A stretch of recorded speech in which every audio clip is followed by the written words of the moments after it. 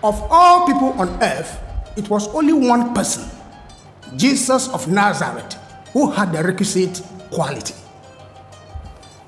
Let us talk about Jesus of Nazareth. The noble spirit that lived physically on earth as Jesus of Nazareth fully matured through long suffering and forbearance in love and service. That is the key, love and service. He fulfilled those conditions. In his previous life, he was known as King Solomon of the line of David.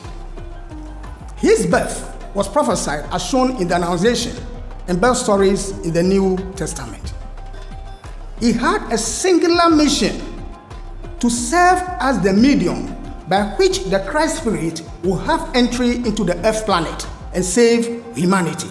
That was the singular assignment of Jesus of Nazareth, no any other.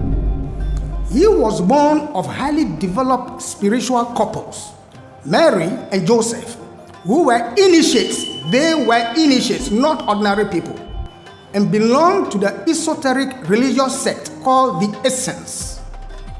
At the time Jesus was born, the Sadducees, scribes, and Pharisees wielded authority and are often mentioned in the Bible for their religiosity.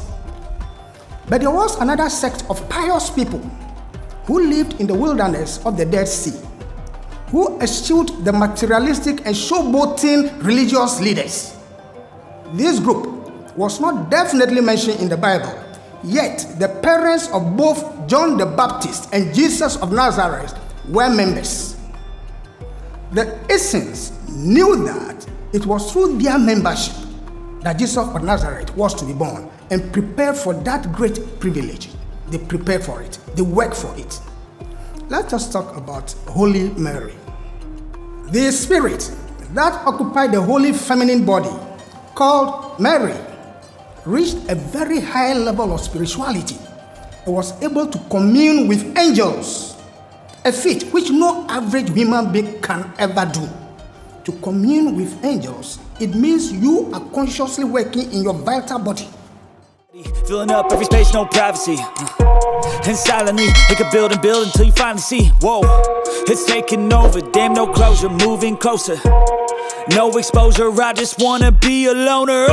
Some can't stay sober, looking over all this.